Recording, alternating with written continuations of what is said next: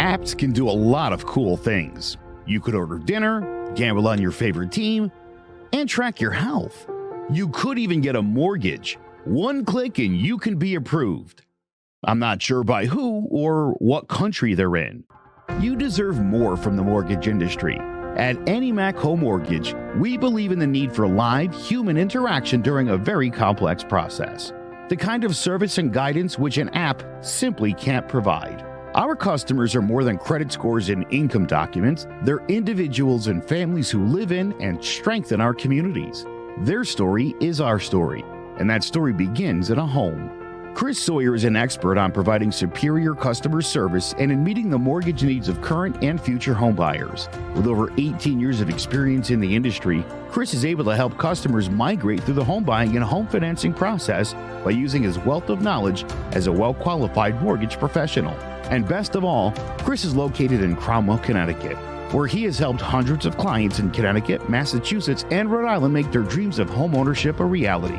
Visit chrissawyer.any-mac.com. Email him at csawyer@any-mac.com or give him a call, 860-878-8730. Chris Sawyer, NMLS number 39345, corporate NMLS number 338923. AnyMac Home Mortgage is an equal housing lender. American Neighborhood Mortgage Acceptance Company, LLC. DBA AnyMac Home Mortgage. Go-Fi Direct. Connecticut First Mortgage Correspondent. License lender. Broker number ML 338923. Massachusetts Mortgage Lender and Mortgage Broker License number MC 338923. Rhode Island License Lender. License number 201128110L. Call for additional details.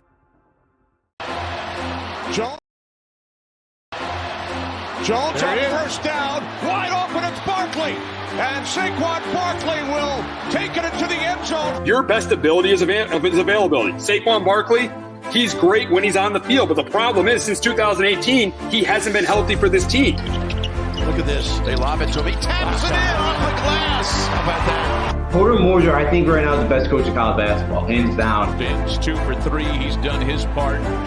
Pitch is drilled to deep right field toward the pole, and it is gone. They don't mind not being what they were in the 90s as the best organization in baseball, because the Yankees aren't even close to the best organization in baseball. You're trying to be the Rays, and the Rays do this for a reason. Like, you're the Yankees.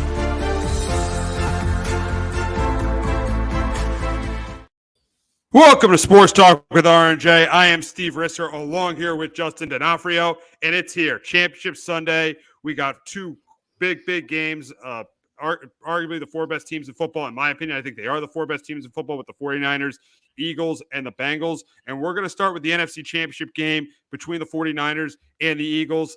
I think this is going to be a really good game. I think both these two teams obviously very deserving to be here. I think the biggest difference though in this game than in the game the Eagles played last week is the Eagles are going to play a team. They obviously are playing a better team, but they're playing a team that is going to be committed to running the football. And we know the only weakness of the Philadelphia Eagles has been their run defense. But recently, since week 12, since that Green Bay game, they've only allowed one team to have their running backs go for over 100 yards, and that was against the Saints in week 17. Outside of that, their run defense is much improved. And the thing with San Francisco is in this 12-game winning streak, they have rushed for over 100 yards 11 times. So something has to give on Sunday. And in my opinion, I think the 49ers are going to get the ground game going. I think they're going to get that ground game going with Christian McCaffrey. I think he'll have a pretty good game on the ground, make life a little bit easy for Brock Purdy. And I do think Jalen Hurts has a good game, but I think there's a couple things that are going to hurt him in this game. I think the 49ers are going to contain that Eagles ground game. The 49ers, one of the best team against the run this year. I think they're going to contain the Eagles ground game. That's going to be the biggest difference for the Eagles this week is they're not going to have the same kind of running game as they had last week. I think that the Niners defense contains the ground game. And I do think that forces Hurts to make a mistake. I think it's kind of the same story as last week. I think Brock Purdy is the quarterback who makes less mistakes in this game. I do think Jalen Hurts does make a mistake in this game. And I look at the coaching, and I'm going to take. I know Nick Sirianni's done a great job this year, but I'm going to take Kyle Shanahan over Nick Sirianni any day of the week. The Niners, they have the experience playing this game. It's the third time in 4 years they've been in this game. The Eagles is the first time since 2017 they've been in this game. So I think this is a really close competitive game. I think it comes down to the end, but I have the 49ers getting to the Super Bowl for the second time in 4 years, beating the Eagles 23-20. But Justin, can Jalen Hurts lead the Eagles to their second Super Bowl in 6 years? Yeah, I think he does this week. I got the Eagles 27-20.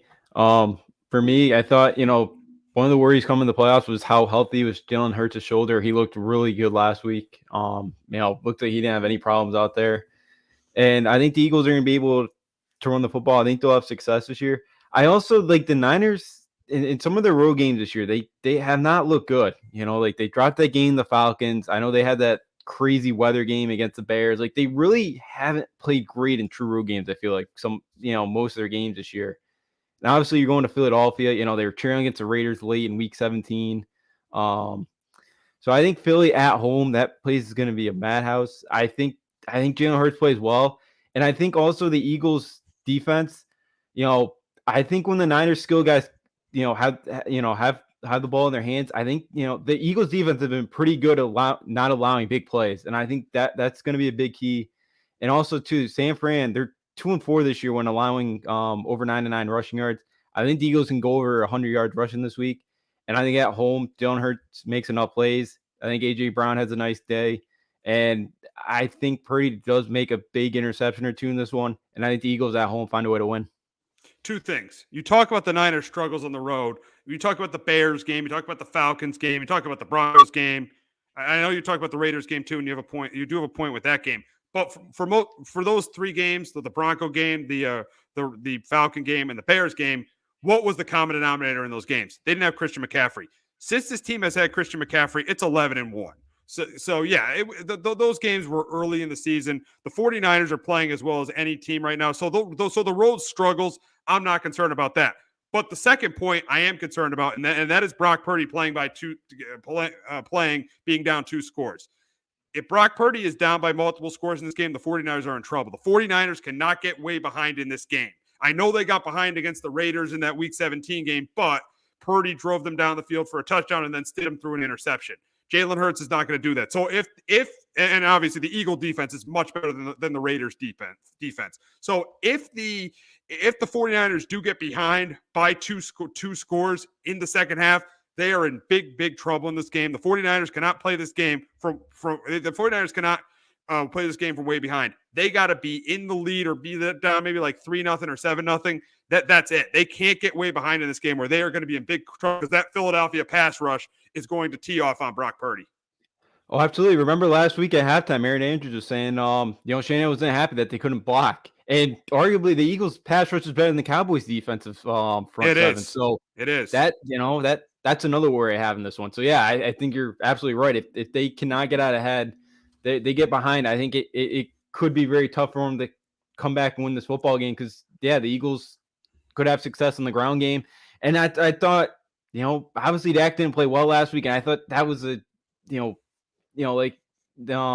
Dallas left a lot of kind of points on there, and the Niners kicked a lot of field goals. Like they're gonna have to score touchdowns too this week because the Eagles, if they kick, 3-4 field goals again, the Eagles are gonna beat them. So they got to be able to convert in the red zone and get 6 points this week, not like last week, because that will come back to bite them.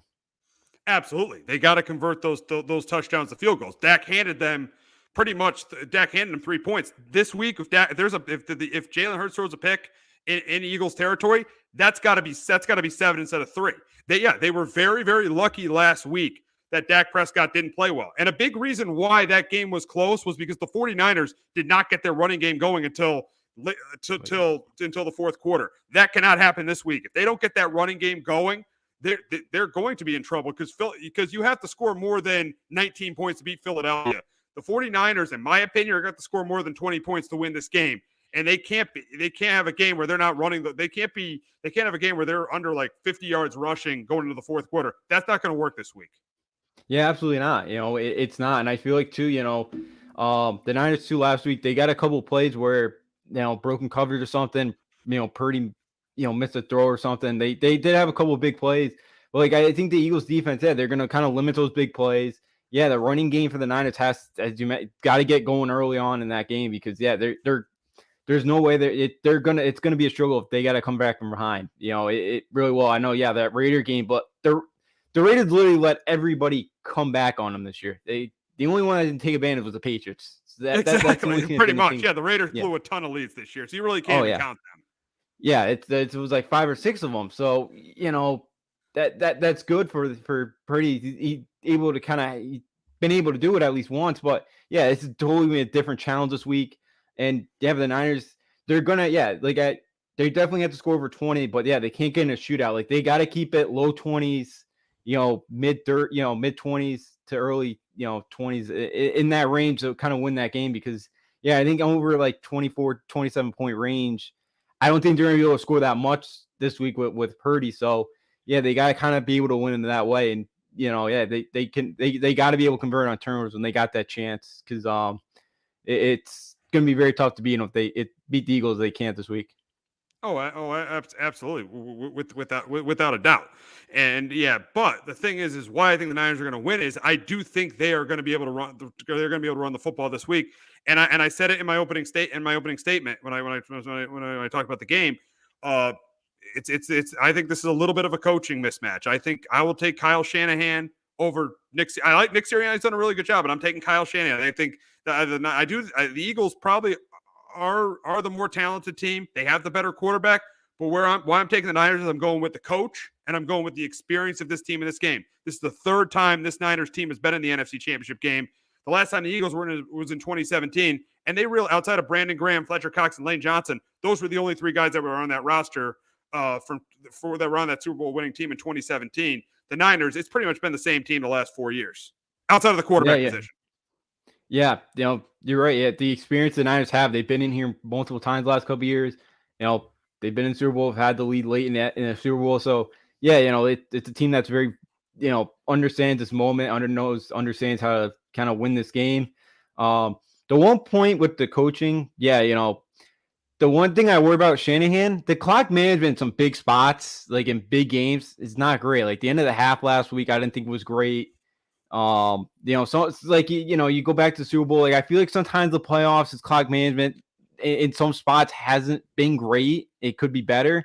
But yeah, Shanahan's still one of the best, and you've seen what he's been able to do with the quarterbacks. But yet, Sirianni's been unbelievable. That's the one kind of worry I have with Shanahan. In coaching this spot, but if it comes down to something like that. But yeah, both coaches have done an excellent job with their teams. Again, with Sirianni, with this kind of start that they had last year, they really struggled. They figured it out. I know they have the toughest schedule last year, but it's they're 15-1 in Jalen Hurts this year. The development of he's done a great job with the development of Jalen Hurts this year. Oh, without a doubt, he's an outstanding job with Jalen Hurts this year. And I like what you brought up with Shanahan, the clock management. We all remember the Super Bowl against the Patriots when he was the OC of the Falcons. We remember that Super Bowl against the Niners, and he's got to tell Elijah Mitchell there against the Cowboys, you got to get out of bounds. Get down. That game was over, and they gave the Cowboys an extra minute because he didn't get down there. Yeah, he did. I know that. Yeah, because he got down. That's pretty much the game. And luckily for them, that Dallas decides that Ezekiel Elliott snapping the football there. That's another story for another day. That team right there. That's another story for another day. That was great. That was great. No, that Dallas Cowboys always finding a new way to lose a football game. Exactly. Oh, you think you've seen it all, and they find a way to do something stupid. You think you've seen it all from the Cowboys, and they do what they did on Sunday. Oh yeah, every year it's something new with them. To why watching the Cowboys find ways to lose like that. But yeah, like that the Mitchell one, that's another one. Yeah, that again, knowing clock or game management right there, situations. Yeah, he's got to get down and just because that's pretty much the game. They get another first down there. They bailed Dallas out. They couldn't take advantage of it though. But yeah, it's a big moment like that. No, again, we'll see. Sirianni could have a slip up like that or something too. Again, the Eagles could could obviously happen. But yeah, that's like my one worry there with Shanahan, because again, that could be costly against an Eagles team that could score. That can score pretty quickly. That they have the ability to hit some big plays. Like for example, if they do that in like a touchdown and they're down by a field, say they're up by 3 and Elijah Mitchell does that, there's a very good chance that again in this game that Philly could tie the game with the game-winning field goal. Again, last week, they made a bonehead play late, but they were lucky the Cowboys made another bonehead play. Yeah. And again, more than likely the Eagles aren't going to make that play. They're not going to make that dumb play that's going to cost them the football game. So yeah, that's something that the Niners got to be little bit smarter about this week.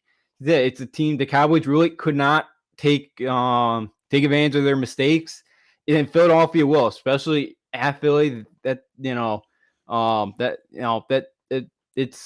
a place to you give that out, you give that crowd couple things to cheer about early on or late in that game that you kind of continue to get the Eagles life. It's going to be very hard to knock them out.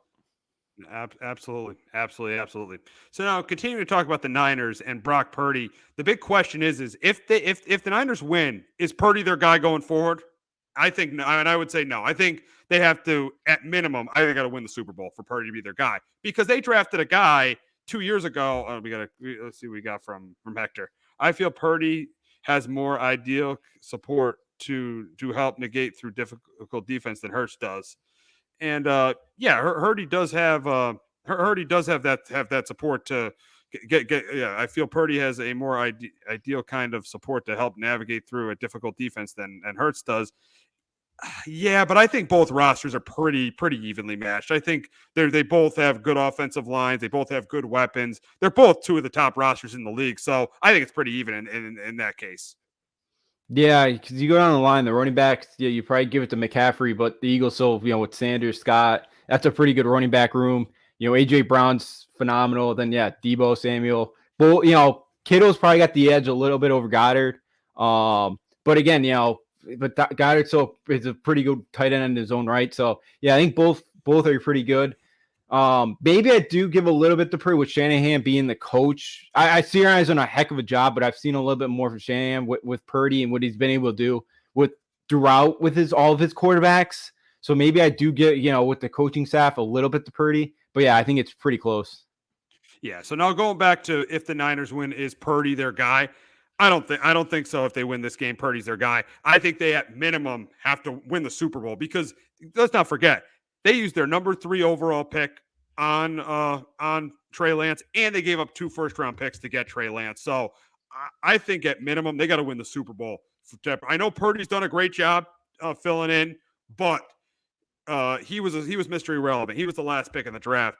I think they've invested too much into Trey Lance, not for him not to be the starting quarterback unless they win the Super Bowl.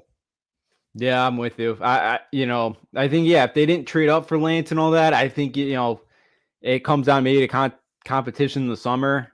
Yeah, but with everything you gave up for Trey Lance, you got to stick with him. I know he hasn't been healthy yet, or too much. And I know Purdy's done a great job filling in here.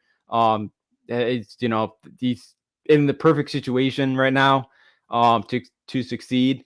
But with everything you gave up for Trey Lance, you're not there's no way another team's going to give you a first pick right now for Trey Lance. You just haven't seen it. You're not going to get your investment back for Trey Lance right now. So I think it's a bad look for the organization. You quit on Trey Lance now with everything you invested in. So unless they win the Super Bowl, that's it'll be a very tough situation for San Francisco if it gets to that point. But right now I still think you have to go Trey Lance, even though everything you've seen from Purdy, he's looked really good. But with everything you invested, you got to stick with Lance.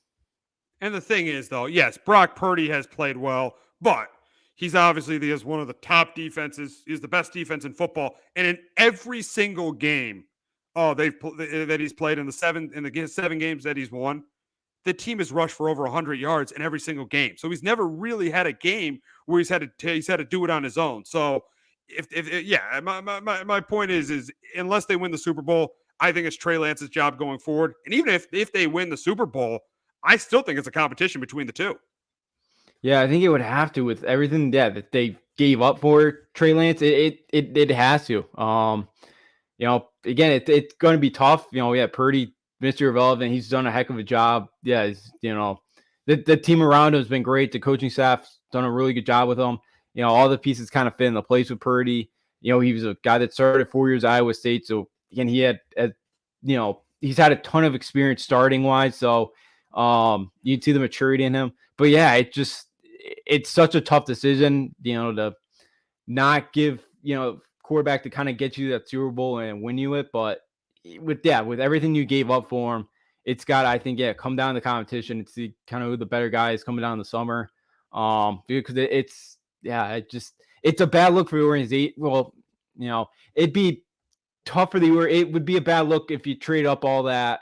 He didn't really get a shot, but because of Purdy, playing the way he did, it's a really tough call for the organization if he wins it. Or if Purdy does find a way to win the Super Bowl for him, it's such a tough situation. Oh, yeah, it definitely will be if that ends up happening. But we'll see what happens with Brock Purdy in the next 2 weeks. But we got to move on to the AFC Championship game as a rematch of last year's game between the Bengals and the Chiefs. In this game, I think Mahomes' injury is definitely going to play a factor. I do think Kansas City's defense is going to keep him in the game. I do think that they're going to keep him in it. I do think that because it is going to be like the game in week 13, 57 degrees, the weather was perfect. The weather won't be perfect. It'll be cold in Kansas City, so it'll be in like the 20s. So I think that the weather could play a factor. But I do think the Bengals, Joe Burrow is a good game. I don't think they'll run the ball as well as they did last week. Kansas City is pretty good against the run, but I do think Burrow throws a touchdown pass or two. And I do think Mahomes guts it out. He throws maybe a touchdown pass or two. The biggest, maybe a touchdown pass, but I don't think he throws multiple touchdown passes. The biggest thing for Kansas City in this game is they need Isaiah Pacheco to have a big game, to have a chance to win this game. They need to. But why I don't think they're going to win is I think that the Bengals are going to contain Pacheco. I think it is close, and it comes right down to the end. But with Mahomes healthy, with Mahomes banged up, I'm going to take the better quarterback in Joe Burrow. And I got the Bengals getting to the Super Bowl for the second consecutive year. But Justin, can Mahomes finally beat Joe Burrow and get the Chiefs to their third Super Bowl in 4 years? No, I got the Bengals as well, 20-23. I think that high ankle sprain Mahomes is dealing with, I think could be a little bit too much this week. Because again, mobility is a huge part of Patrick Mahomes' game, and again, I think he's really going to struggle with that. If he's not going to be 100% usually because the high ankle sprain is a couple weeks. You see guys going out for, so I can't imagine he'll be at full strength. And I think the Bengals, what they did last week against Josh Allen, they pretty much made him a pocket passer. The way they kind of blitzed him coming off from the cornerbacks. I think they kind of do the same type of things this week, and I think the Bengals get after them. May not be as easy as it was for the Bengals last week because, again, Allen literally dropped back, and there's already a couple guys in his face. But I think I think for Kansas City, when Mahomes went out last week, they really changed their game plan of just kind of controlling the football, running the ball. They ended up holding the ball 10 more minutes than the Jags did. And I feel like that's what they're going to have to do this week. But as you said, I think the Bengals are going to contain the rushing game of the Chiefs. I think that's what's going to I think that's going to be the difference in this one. And the Chiefs, though, this year, they're 13-1 when they've rushed over for 100 yards. And their only loss was against the Bengals. And I think they struggle this week to run the football enough this week. And I think Joe Burrow, finds a way to gut it out. And I think the Bengals go back at the Arrowhead and beat them again. Yeah, I think Mahomes' injury is big, and if you're Lou Anarumo, if you're not getting pressure with 4, you got to blitz because you could play man coverage against these Chiefs receivers. But I feel how you play it if you're Lou Anarumo, you're definitely doubling Travis Kelce. You do not let him beat you like the Jaguars did. That was a poor game plan by the Jaguars to let Kelce beat them. And I think you play man coverage, and I think you play. If you're not getting there with 4, you got to blitz. I think you got to blitz because Mahomes Mahomes isn't mobile, so you really got to blitz. And obviously for the Chiefs, I brought it up. Pacheco is so crucial. Yep, control the clock. That 98. The biggest reason they won that game was because of that 98-yard drive they had. They won the biggest reason the Chiefs won against Jacksonville was because of that 98-yard drive. That was humongous. That was humongous in that game. And Pacheco's a huge key. He had a good game against the Bengals last week. We'll see if he has a good game against the Bengals this week. He is so key for the Chiefs. He is so key for the Chiefs if they want to win this game against the Bengals. But here's the thing. If Joe Mixon has the game he had last week, I don't think the Chiefs have a chance because I think the Bengals are putting up over 30 points if that's the case. I don't think the Bengals putting up 24 because I think they're going to contain Mixon. If Mixon has the games he had last week, that Bengals team is putting up over 30 points, and I think the Bengals are winning the game going away. But I think they're going to contain them. I think the game's going to be close. But I think the biggest reason why the Bengals go to the Super Bowl is because of Mahomes' injury. Yeah, I'm there with you. I thought maybe he's healthy. They find a way. The Chiefs the Bengals are just playing so well. That maybe it's something like last year where the Bengals kind of continue to kind of have to fight to find their way in, like the Chiefs did last year to kind of get that bye. In the crazy game they played against Buffalo last year, the divisional game, they just kind of ran out of steam. And I figured maybe there's a chance that could happen to the Bengals this year. But yeah, with Mahomes' injury, I just think, the mobility, I think it's just, that's such a huge part of Mahomes' game. And I just don't think it's really going to be there this week. And I think the Bengals take advantage of that. And I think it's just going to be too difficult for, the Chiefs and to find a way to outscore Joe Burrow in that offense this week. On the defensive end, yeah, I think, Chris Jones needs to be like a game wrecker this week. Buffalo got, Cincinnati, we know has such a, they're so banged up on the O-line that, Buffalo really couldn't take advantage of that. They need Chris Jones to be able to take advantage of that this week. Absolutely. Yeah. Chris Jones has got to be huge. He's got to be huge in the pass game, and he's got to get pressure on Joe Burrow. The reason the Bengals had success on offense last week is they were able to run the ball, so that negated the pressure that the Bills were going to put on Joe Burrow. If this is why I think the Bengals won't get into the 30s this week. If they can contain that running game, the Chiefs, especially Chris Jones, is going to get pressure because the Bengals are banged up on that offensive line. Chris Jones is definitely an X factor. If Chris Jones wrecks this game, there's two things the Chiefs got to do. Pacheco's got to have a big game. Two guys who got to have big games on Sunday: Isaiah Pacheco and Chris Jones. Yeah, absolutely.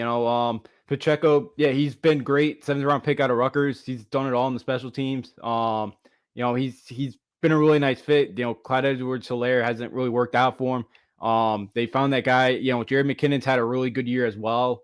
Coming for him, but yeah, Pacheco needs to have a big game. The Bengals were great against that last week, but Buffalo wasn't built to win the snow in January last. They just that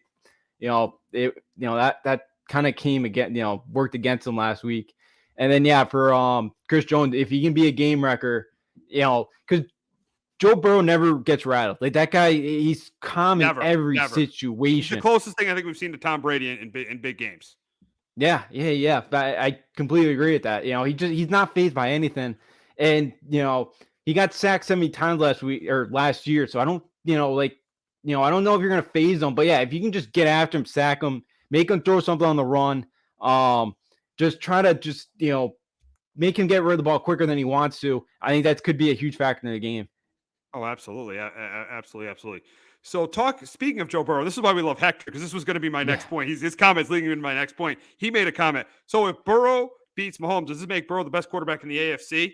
Here's the thing. Our question was: Is Burrow the number one quarterback in the NFL if the Bengals win this game? And to both those points, I am going to say no. And here's my reason why. And the question is: if Burrow wins, is he the best quarterback in the game? If Joe Burrow wins the Super Bowl, is he the best quarterback in the game? I am going to say no, and here's why. Burrow has got to win the Super Bowl for me to take that top spot over Patrick Mahomes. I know if Burrow wins this, he's 4-0 against Patrick Mahomes, but for me, he's got to win the Super Bowl for me to put him ahead of Patrick Mahomes. To me, he's the second. Like we had this question last week with between him and Josh Allen. If he would pass Josh Allen as the second best quarterback in the league if he won the game last week in Buffalo. For me, he did pass Josh Allen as the second best quarterback in the league. But right now, I still have Mahomes as the best. And even if Burrow wins, I still think Mahomes is the best because Mahomes isn't healthy going into this game. To me, Joe Burrow has to win the Super Bowl for him to be the best quarterback in the game, not just win on Sunday. I'm going to say, I'll take the other side. I'll go with Joe Burrow. And I think part of it, too, for me is the way he's changed his franchise. Again, I know when he got hurt, that rookie year where he came in here, looked good. But again, like going into that, we were all talking Zach Taylor's going to get fired and all that. He's really changed his whole kind of – I know that Andy Dolan, he was a good franchise quarterback, but he couldn't get him over this hump. But now he's been able to do it. He's changed just the whole narrative of this franchise. It was a team that always found a way to choke in the playoffs, could never close the door. I know he hasn't won it yet. He's had one appearance. I think, if they win this one, they got a good shot to do it, to finally win it this year and get there. But the way he's changed it, and as you mentioned too, he's the closest thing we've seen to Brady. He's just not phased. He's just calm. He was at LSU, like again, big moment on the road at an SEC environment. He was never phased. He was always calm in the big moments. Like I just the way he goes about it, on the field, his poise and all that. The throws that he can make. I know he hasn't won it yet, but man, he's just changed his entire franchise, I think. You make good points how he's changed the franchise, but to me, and I'm going to keep saying this until he wins it. He has got to win a Super Bowl to be better than Patrick Mahomes. I know he's changed the I know. You make the argument Mahomes. The Chiefs were already good when they got him, but Mahomes got it done. Burrow. I know Burrow very easily could do it this year, but he has not won that Super Bowl yet. And I know he would be 4-0 against Mahomes if he wins this game, but I still would say now if Burrow wins the next 2 games, I think it's his league. I think if Burrow wins the next 2 games and he's the Super Bowl MVP, it's his league. He overtakes Mahomes in my opinion. But right now, I still have Mahomes as the best quarterback in the league, and that's not going to change after Sunday. Even if the Bengals win. I could see, and I do see why. Yeah, with the Super Bowl wins, I agree. Those are a huge part of it. That he's got that Mahomes does have that Super Bowl. Again, I just go last year too. The way that Bengals team just came to the playoffs, everybody was doubting them. Again, the way they went out. Again, they had a chance there at the end. They get the win against the Rams. Again, it was just too much of a task to knock them off. And let's be honest, there was poor coaching at the end of there with Zach Taylor not having Joe Mixon in the game. And that's where your point. That's where you have a good point. There is. Andy Reid's definitely a better coach than Zach Taylor. Do we really know if Zach Taylor's a great? I think we have to say he's a good coach because he's won games. But is Zach Taylor Andy Reid? Not at all. No. Again, I forgot what his road record before having Burrow was 3-20. It was something outrageous. It was. They were horrible. Again, I was the guy that thought he was one of the worst coaches in the league before he got Burrow. Yeah, Burrow's been look at how that LSU team had 22 NFL guys or whatever. That whole team's in the NFL right now. Ed Orgeron was not a very good coach. He just had one of the greatest rosters that was ever built at the college level, and you saw what happened. So yeah, I think you do make a good point that coaching. Andy Reid's one of the best coaches. Again, he's got a great offensive mind. He's always got a great game plan. He's he's great at scripting plays and all that. And I don't know how good of a head coach Zach Taylor is. I think that should be more to Burrow's credit. That I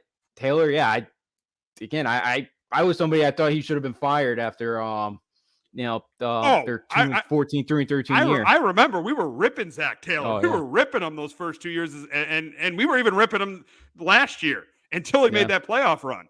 So that's definitely that's absolutely where you have. I could see. I know I could absolutely listen to people who make the argument for Joe Burrow if he beats Mahomes this week as being the best. The record, not having as good of a coach, changing the franchise, but for me, you got to have that ring on your finger. And Mahomes did stuff in that Super Bowl that he made a play in that Super Bowl against the Niners that completely changed that game. That honestly, outside of Aaron Rodgers in his prime, I don't think any other quarterback makes that play. So it's really, really close, and it's a great discussion. It's a great discussion leading into this game. If Burrow wins, is he the guy? Is it his league? But I think for it to be your league, you got to have a championship. I mean, we said that for years with LeBron. When we did that, when we'd have that, back in the early 2010s with the Kobe LeBron debate. For me, what decided it for LeBron was winning that championship. I think you got to have that title to have the crown as the best player in the league. Even with Giannis. I did not say Giannis was the best player in the league until he won that championship. I think Joe Burrow is phenomenal. But I'm still saying it's Patrick Mahomes' league until Joe Burrow is hoisting that Lombardi trophy. Yeah, and I completely agree. And I think Hector agrees with you too. His comment about Mahomes too. Mahomes has been to 5 consecutive AFC championship games. That should give him the argument to be the best in the AFC for the time being. Yeah, again, him and Reed. Again, he hasn't played on the road yet in the playoffs. Besides that Super Bowl against Tampa Bay, he's always been at home. They've done a great job of finding a way to get home field advantage. They've been the 1 seed most of the time. They've done an unbelievable job. They're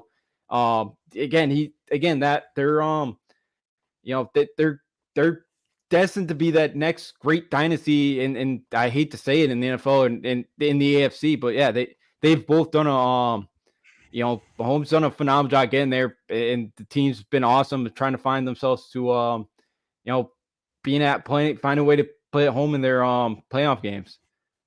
Yeah, and here's this is why Hector's comment's a great comment. The Chiefs have been to 5 consecutive AFC Championship games. They've hosted them. How many AFC Championship games were the Kansas City Chiefs in the 25 years previous to Patrick Mahomes? 0. That is none. Yeah. It was 1993 with Joe Montana against the Bills was the last time. That's where you definitely can make a case for it still being Mahomes' league, because 5 years in a row, the AFC, if to win the AFC, you have to go through Kansas City. You got to win it at Arrowhead Stadium. Now, 2 teams did. The Patriots in 2018 and the Bengals last year. But to win the AFC, you got to go through Kansas City. You haven't had to go through Cincinnati to win the AFC. But the last 5 years, you've had to go through Kansas City. There's 2 reasons why I think it's still his league. It's still his league right now, or even if he loses. You've had to go through Kansas City to get to the Super Bowl, and he's got that ring. Yeah, no, absolutely. The 5 straight, AFC, they're the 5, consecutive appearances. Again, that's a great, for the Chiefs and them, it's been it's been their testament to that organization and what they've done. Again, because they've always been a team that's always kind of been around the playoffs, the last 20 years. Yeah, they were kind of always, I felt like, missing that quarterback, that guy that took them above. And yeah, Mahomes had absolutely done that for him. They felt like they've always had a pretty good team. But yeah, again, to me, are we about to experience a new Brady? I think this is it. I think this is it. I think this is the new Peyton Brady. I absolutely think this is the new Peyton Brady. You could argue, you were thinking maybe Mahomes against Allen was going to be it. But I think this is it. Yeah. Allen's got to have more success in the playoffs. He's got to have some Super Bowl appearances. This is it. This is it. If you look at these 2 quarterbacks, this is it. I think we absolutely have the new Brady Manning. We thought it might be Allen again last year. I think after that divisional round game, we thought we'd have Mahomes we thought Mahomes and Allen was the new Peyton Brady. I think we got it right now. Yeah, I think we do. I think Buffalo, I know that's another discussion for another day, but yeah, they gotta get some pieces of winning in January, February, because they don't have that all right now with them right now. So yeah, till they kind of figure it out their issues and get better. Yeah, it's it's the Chiefs and Bengals. Again, if the Chargers make a head coaching move, because it's not going to happen with Staley. Like, if it's probably not going to happen, but they could somehow get Sean Payton. I could say maybe Herbert enters this discussion as well, but until they get a better head coach, I would say no. So yeah, it sounds like Lamar Jackson's going to be moving on from Baltimore. So yeah, right now I think the answer to Texas question, I think this is absolutely the new rivalry here in the AFC. Yeah, I mean, I think Lawrence going to come close. I still think Josh Allen's is going to be in the mix. Herbert, yes, he needs a better coach, but also he needs to improve. He definitely needs to improve. And you talked about Lamar's future. I think absolutely right now we're looking at the new Peyton Brady. That's going to be that lasted for almost 15 years. I guarantee you this is going to last for 15 years too. Yeah, I think so. Again, I would assume Burrow's going to be here long term. Again, he grew up in Ohio. It seems like he's pretty happy there. I would assume he's sticking around for the long term. So, I can't disagree with you. I think this is going to be the next rivalry for a decade and a half, maybe longer. Mahomes already locked up for a while. So, yeah, I think both these teams, the rosters they got, I think this is absolutely going to be the new one. It should be fun next decade and a half for these 2 franchises. Oh, without a doubt. Absolutely. These 2 franchises are set up for success for the next decade. But the Patriots got the guy who they wanted to be. The Patriots got the guy they wanted as their offensive coordinator. But before we talk about that, we're going to hear from our friends at JPEG Financial and Shamrock Home Inspections. Do you have a 401k and some savings for future retirement, but don't even know if it's enough to live off of? How much is enough? How often are you thinking about it? The team at JPEG's Financial Group can help set your mind at ease. We specialize in creating strategies in the planning and managing of your financial, educational, and investment needs. We help clients pursue their investment goals with sound financial strategies. You deserve a personal, tailored plan. Lasting, meaningful, and open relationships are the foundation of our practice. You've worked hard for your money and should feel confident in your investment choices as you make decisions for your financial future. Your goals are our goals. We are dedicated to your needs and hopes for your future. Visit our website and give us a call at 860-430-5397. Securities offered through Raymond James Financial Services, Inc., member FINRA, SIPC. Investment advisory services offered through Raymond James Financial Services Advisors, Inc. JPEX Financial Group, LLC is not a registered broker-dealer and is independent of Raymond James Financial Services. JPEX Financial Group is located at 78 Eastern Boulevard, Glastonbury, Connecticut. There's no bigger investment than home ownership. And to make sure the house is up to your standards, you need a professional to look it over. Brian Flanagan from Shamrock Home Inspections is a licensed home inspector and a member of the Connecticut Association of Home Inspectors. Brian was a contractor for over 15 years, so he knows how homes should be constructed and how mechanicals should work. What makes me a good home inspector was the 20 years that I was a home improvement person, doing all the different repairs that I have done and what other people have done wrong that I had to go out and fix. So I have a pretty quick eye on seeing what's right and what's wrong. Before you move, call Shamrock Home Inspections. Before you make the biggest investment of your life, call Brian Flanagan from Shamrock Home Inspections at 860-268-2566 or visit shamrockhomeinspectionct.com. All righty, so the Patriots got the guy they wanted to be their offensive coordinator, Bill O'Brien. They hired yesterday as the offensive coordinator, and I think this is definitely going to be an improvement. I think this is a step in the right direction, not a major step in the right direction for this team, but I think this is a little bit of a step in the right direction for this team now that Bill O'Brien is here. I'm hearing some of the Brady rumors. I don't think those are going to be true. I don't think there's going to be a reunion between him and Belichick, but I think the biggest thing is I think this does help Mac Jones. I think now you have a competent, like he did in year one in his rookie year, you now have a competent offensive mind, unlike having an absolute clown, having two clowns like Matt Patricia and Joe Judge. I don't even know why those two guys are still on the staff. Those two should be unemployed right now. But yes, this is a competent offensive mind for Mac Jones, but the Patriots cannot be done. This is not going to solve all the Patriots' issues on offense. Yes, the coaching was horrendous on offense. That's why Jones took a step back, but they got to get some talent. They got to get a number one receiver, and they got to get a tackle in here. And if they don't get either, they're still in trouble. And even if they just get one and not the other, I still think they're going to be in trouble. I still think there's no way they're competing with the Bills in the AFC East. This is a step in the right direction, but the Patriots got a lot of work to do if they're going to compete with the Bills in the AFC East. I know the Bills had a terrible game on Sunday, but they are still superior to the New England Patriots right now. Yes, they absolutely are. They still got work to do, but yeah, this is definitely this is definitely a good step right now going in that right direction. Because yeah, the coordinator again, calling them clowns is very putting it nicely. There's a lot worse you could say about those two. Joe could be our special teams coordinator. I'm fine. We need help in that area, but I don't get why Matt Patricia's still on the staff, but we'll get that. I don't know either. I'm happy Mayo's there because I think he's gonna be the next guy, so the next head coach here. But yeah, but Patricia, I don't know. He may get a volunteer job, maybe, but who knows? Who knows? Because his contract's up with the Lions, so I guess they weren't really paying him last year either. He was not getting a ton. No, to be our own coordinator. But that's probably why, because he gave him a pay cut. But yeah, going back, I'll believe it when I see it, but it sounds like there'll be players for Hopkins. I will see that when I believe it, but that would solve a lot of issues. That could be awkward.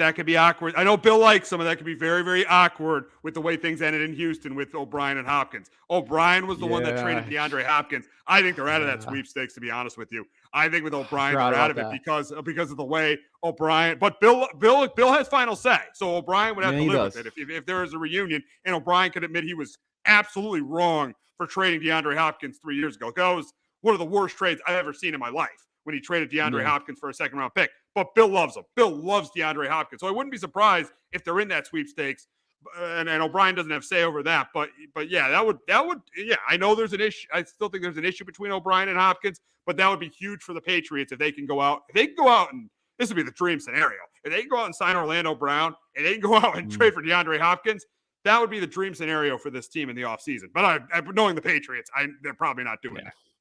Yeah. Or they'll get one and not get the other. Yep. Yeah, they'll do something like that. Yeah. I know Hopkins right now is still kind of like I'll see it when I believe it, but I forgot about the Texan situation there with Tim and Hopkins. So yeah, that puts a damper on things because they definitely need one, because it does not sound like they're resigning Aguilar. Obviously, I would think they bring back Myers, but who knows? Yeah, they definitely need a tackle. The offensive line issues need to kind of get fixed. Bringing another tackle would be really nice here. Your running back rooms, I think, kind of set. I don't think Damian Harris coming back, but yeah, I think Mac Jones, I read, is happy that Bill O'Brien's coming back in. Again, the one thing I was worried about this year is Mac Jones is going to lose confidence in his ability, but I think you saw in week 18 that it's still there, and I think he still believes that he could play in this league, that he's not totally broken. I was worried that he was going to get broken after this year. I don't think that's the case, and that's where it's a make or break year for him. I defend him a lot this year, but now with O'Brien coming in, this is a huge year for him. He's got to get into the playoffs at least. He's got to continue to improve. I thought he played a lot better down the stretch in the final month.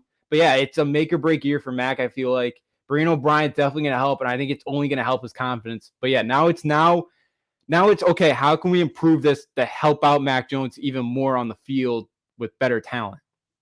Absolutely, and really, if he gets better talent this year, and with Bill O'Brien, if he has the same year he had last year, he's not your franchise quarterback. That's it. This year, he has the excuse of the organization not doing what they were supposed to do in the offseason, put nothing around him in the offseason. The best they did was Devontae Parker, and then having the horrific idea to make Matt Patricia as the de facto offensive coordinator. That was pathetic. Let me tell you, I did not blame Mac Jones for getting frustrated about that. That was absolutely pathetic. And I don't think he lost his confidence because everybody outside of New England knew how dumb that idea was. I think that was a big reason Mac Jones didn't lose his confidence and knew he could still play because everybody outside of New England knew how stupid that was to have Matt Patricia lead the offense. Yeah, absolutely. Absolutely. And, because I got worried too there at the confidence issue was when the Zappy chance came out, with the Bears. Like, I thought that was kind of could be the end. Which you never wanted Zappy to be the quarterback in the first place. I mean, he had two games against two. He played the Lions at the right time, and he played a horrific Browns defense and had good games. You saw on that Monday night, the second half of that Monday night game, what Bailey Zappe was, and a guy who's probably never getting another shot in the league to start a game. No, absolutely not. Probably not with the Patriots ever again. So yeah, again, that's kind of where I kind of felt like, all right, could things be turning? But no, it didn't. Again, for everything that went bad this year, if they either beat the Bears or just beat the Raiders, they were in the playoffs. Like, it's like, I know for how bad of a year thing could have been, we were still right there for the playoffs. So that's your defense was a big reason for that. Yes. Yeah. Oh, yes, absolutely. Our defense, with Judon and Uche, just the way they played this year were huge. So yeah, this team is still pretty close with that defense. But yeah, now that offense kind of take another step in the right direction because again, again, I know we're not going to win 12, 13 games, even maybe with some, just with a couple improvements, it's not going to be that dramatic or drastic, I don't think. But look, if we can get 10, 11 wins, win a game in the playoffs, I think we'll take that for now. I will personally take that for now. Give Jones another year. Give him a little bit more. I want to see him next year. Like, my goal for him next year is let's get to the playoffs and let's win a game in the playoffs and then, go from there with the future. But that's kind of what I'm looking at for him because, you can't really blame him from last year with everything around. And, with all the frustrations, I hated how some of those Patriot players, like the former guys, were kind of going after him. It's like, come on. Like, which is ridiculous. Yeah. It's absurd. The Patriots didn't put him in a position to succeed last year. No, I was happy he was voicing out his frustrations. We don't usually see Patriots guys do that. I was happy he was doing that. Again, I don't know why people got so upset about him. I'm like, I get you're not supposed to be, lashing at your coaches, or kind of acting like that. But I'm like, okay, but like, yeah, but he saw better coaching and at Alabama than he saw here in his second year. So yeah, he knows what great coaching is. That's why he was frustrated. Yeah, again, Matt, he even said it, I think, I don't know if it was like when he first got introduced here, but like one of his first press conferences, he's talking about like coming here and he knew he was going to get coached hard. Like, that's what he likes that. Again, coming from Saban, again, he didn't get that last year. So like, for him, coaches that didn't know what they were doing last year. No. again, so we ran 4 plays last year. We ran a screen, we ran a dive, we ran, some dumb slant routes that just wouldn't work. We run these routes where the 4 wide receivers are staying in the same spots. We didn't have any creativity last year. And now with and when the 2 times we did with Jones, it worked, or with Mark Jones, it worked, but we didn't really do a ton. But it's Mac wants to be coached hard, and he wants to kind of get better, and his staff to kind of push him hard. And you've said it. That was not the case. You had 2 guys that are absolutely clueless and did not deserve that job title. And again, that's where I kind of did get a little bit frustrated with Bill this year, because it just kind of felt like this team could have been better, and he didn't put the team in the best spot to win football games this year. And again, that's on him. And I know that the stubbornness with him, I get it. I get he likes having his own guys in his room and guys that he knows. But, sometimes you got to go against your grain if it's for the better of the team. Absolutely, absolutely. And the thing is with Bill O'Brien, Mac Jones will be coached hard. You remember him and Brady going at it on the sidelines. He's going to be coached really, really hard with Bill O'Brien. And here's the thing: this is a step. But if they want to play with the big boys next year, if they want to be competing with Buffalo, if they want to be competing with Cincinnati and Kansas City, and even Jacksonville with Trevor Lawrence in the AFC, if they want to be competing with the big boys, they have got to do stuff. They have to make moves to improve this offense. If they don't, it may be a little bit of an improvement, but they won't be competing with the Bills or the Chiefs or the Bengals if they don't make improvements to this personnel on offense. No, absolutely not. They won't stand a chance. You can only, again, in 2023, you can only rely so much on your defense nowadays. It's tough to win playing defense first. You're gonna have to win your offense. They're gonna actually have to make some changes out there. Again, Hopkins would absolutely be a nice get, but yes, that's still right now with the Patriots. That's a pipe dream. I feel, or maybe not as much as a pipe dream, but yeah, that's still kind of, for me, believe it when I see it. If we bring in Hopkins, because part of it is I just don't know what the assets we have that the Cardinals really want is the other problem with this trade with the O'Brien Texan stuff with Hopkins. But yeah, if this offense 100% has to get better, because I still do absolutely believe that if you give Mac Jones enough talent, he's a guy that it'll be very tough in the AFC, but I think he's a guy that could be good enough to get you to a Super Bowl if you put enough around him. I feel like he can be the guy, but they got to help him out because he's not Tom Brady. He cannot fill all your holes for you. It just does not happen. Absolutely, absolutely, absolutely. So we'll see what the Patriots do in the offseason to improve their offense. But we got to talk about a big game in store tonight between Xavier and Uconn. Xavier is in first place in the Big East at 8-1. Uconn 5-5. They had a good win against a team they should be in Butler. So these teams, they met up earlier in the season on New Year's Eve. Xavier won by 10 points. I think what's got to happen tonight for UConn to win the game, I think Hawkins got to be better. I think Carabin has got to be better, and Joey Cal's got to be better off the bench. They got to shoot the 3 ball better than they did the last time. I think that's a big key in this game. And they got to contain, either Fremantle, Nunge, or Bohm. They got to contain Eric Jones because the Xavier's got a lot of scores on that. Sean Miller's done a really good job. Xavier's got scores. They got to contain 2 of their 4 starters to win this game. And I think they actually win this game tonight because they're at Gamble. This team has played outstanding at Gamble. I do think they win the game tonight. But here's the thing for UConn. They have not, since the tournament in Oregon, they have not beaten a tournament team. The 3 teams in the 3 teams they've played in the Big East that are going to the tournament, they did beat Creighton. I'll give them that one. They beat Creighton at home. But the 3 teams that are, tournament teams, in my opinion, Xavier, Marquette, and Providence, they didn't beat either of those teams on the road. They got to come back and beat all those. They got to beat at least 2 of those 3 teams at home for me to have confidence in this team in March. Yeah, I'm with you. The revenge tour starts now. Creighton, I think, is sneaking back in the tournament. I think they're right. Lenardi shockingly had them as a 9 seed. I don't get how they're a 9 seed with an 11-8 record. I put them 10, or I put them in the play-in at like 11 seed right now. That's kind of where I kind of have them sitting at right now. 9, Lenardi's not doesn't really seem like a big East guy. Doesn't, but for tonight for Xavier against Xavier, they don't play any defense whatsoever. And the thing that frustrated me so much in that first game on New Year's Eve is Fremantle and Nunge do not play any defense on the block. We took 9 free throws.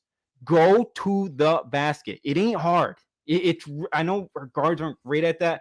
I knew it's starting to kind of do that again, which is nice, but get to the basket. This team plays 0 defense. 0. They're giving up 80 points per game in Big East play. 80. Wow. In Big East play. In Big East play, 80 points. That's crazy. Yeah, they're scoring 85. So that's what they know. John Miller was never a great defensive guy. Offenses are pretty good. Defensively, they're not good. But I'm telling you, I think that's why Xavier could make a run, because they do play offense. They do. My worry is I do not trust Sean Miller in March. I have 0 faith in him.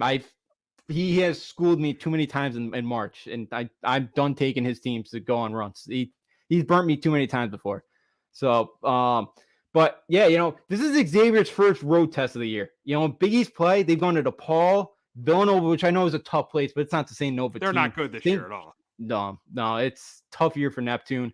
And they've gone to Georgetown and St. John's. They have not played in a tough road environment yet this year. And St. John's was probably at like Carnesecca instead of the Garden. Oh yeah, it's Carnesecca. Yeah, so that's not an intimidating place to play. They got us on the road tonight, and then they got at Creighton Saturday. This is a big week for Xavier. UConn's won 21 straight at Gamble. Their last loss was at probably the worst game I ever. Well, one of them, St. Joe's, in back in 2019 when Ryan Daly came in there, put up 35 on us. That I was making fun of him. He's like a 5'9", and he just didn't miss in warm ups. I'm like, this guy's got to be a walk on. That's crazy. They haven't lost at Gamble in like 4 years. That's crazy. 2019, yeah. This is discounting that the non-COVID year. Yeah, the non-COVID. You're not counting the COVID year. Yeah, not because there was no fans. Okay. So yeah. I think the atmosphere. I know it's going to snow tonight, but I don't know. But I think the atmosphere is still going to be excellent in that building. Oh yeah, it always is at Gamble. The students are back now, so yeah, I'm going tonight. I can't wait. It should be a fun one. It's going to be a shootout, absolute shootout. But yeah, UConn tonight, I think get to the basket. Hawkins has got to play well. He had a good talk with Ray Allen. Ray Allen was in stores the week actually after we were kind of talking about UConn before the show. He was there Saturday because he was at Hoop Hall. So he had a good conversation with the team and Jordan Hawkins, and I think Hawkins kind of has been a little bit more aggressive, but yeah, big spots.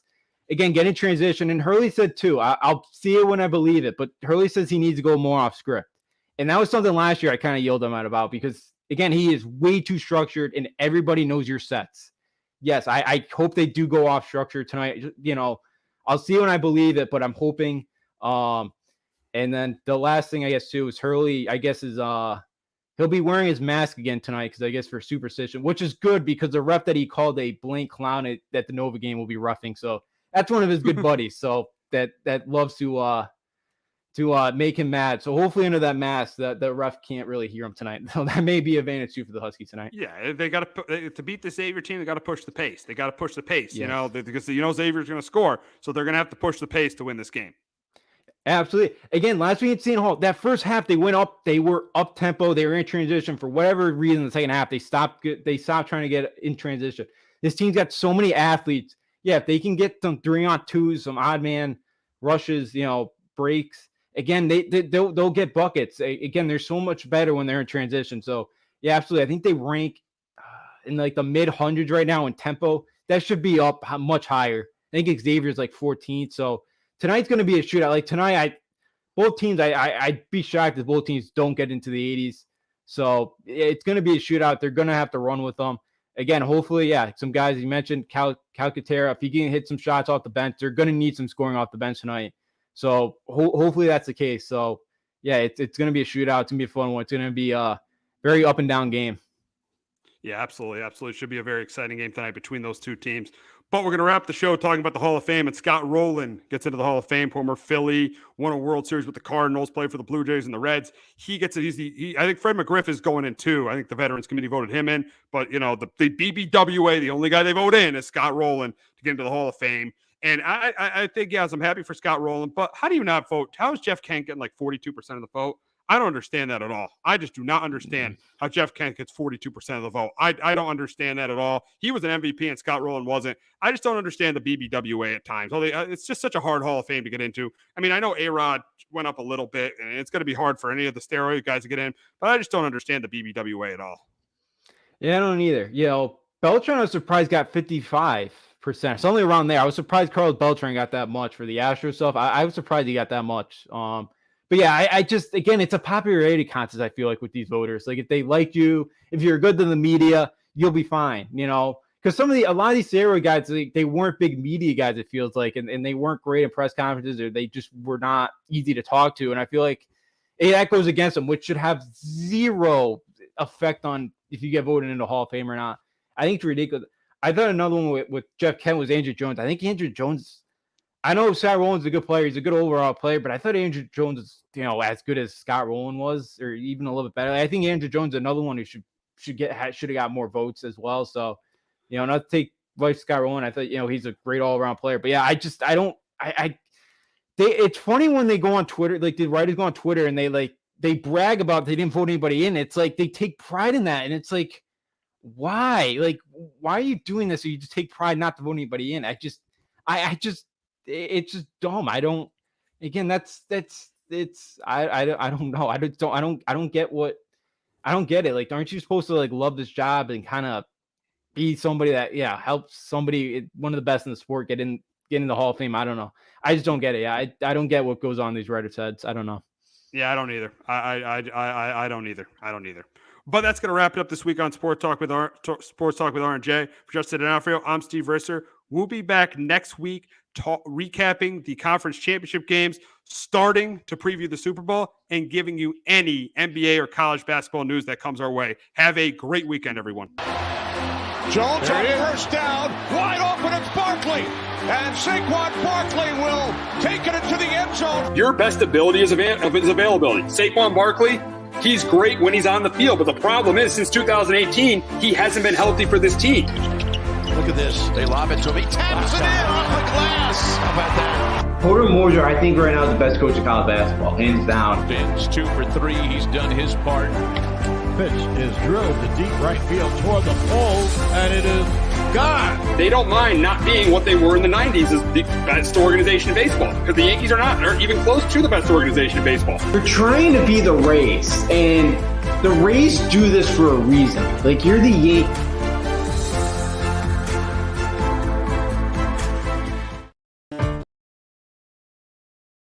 Hello, my name is Joe Aguirre. I'm the president of Clovercrest Media Group. And here at CMG, we have a wide variety of podcasts, including sports shows like Keys to the City, The Roll Call, Throwing Jabs, All Four Downs, and Jawing About the G-Men. And great true crime shows like Sticky Week, Crimes and Consequences, Ivy League Murders, and Bird, the unsolved murder of David Eichmann. You can find all these podcasts and so much more by visiting clovercrestmedia.com.